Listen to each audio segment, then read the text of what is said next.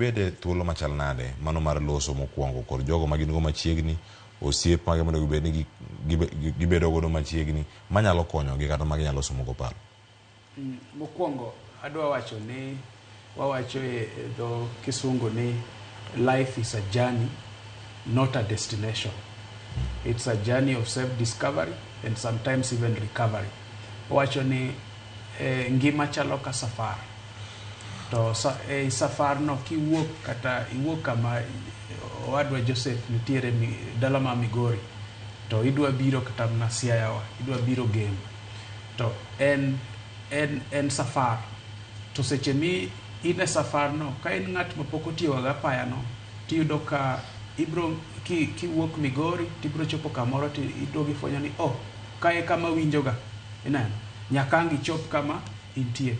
Koro gima dwa wacho ni ko chope wach mar career guidance ma Migosi Eric owuoyo kuome ka en ni kaka ji osomo nitiere weche mag somo academics to nitiere weche mag career guidance kaka gik mage dhi tim. To kowuoyo kuom gik ma ng'ato nego tim kotieko sikul to wang'iyo wachni e yo matut to wawacho ni nitie jok mang'eny manywakone kendo konyo jogi. Koro iyudo ka nyathi motieko klas 12 onyalo yudo inyalo wachne wechegi e familia ka jogo gin joma olony e wechego.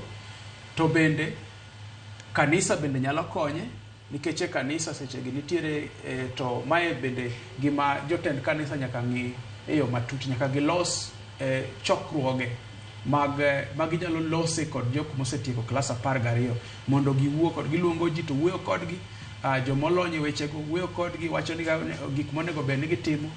To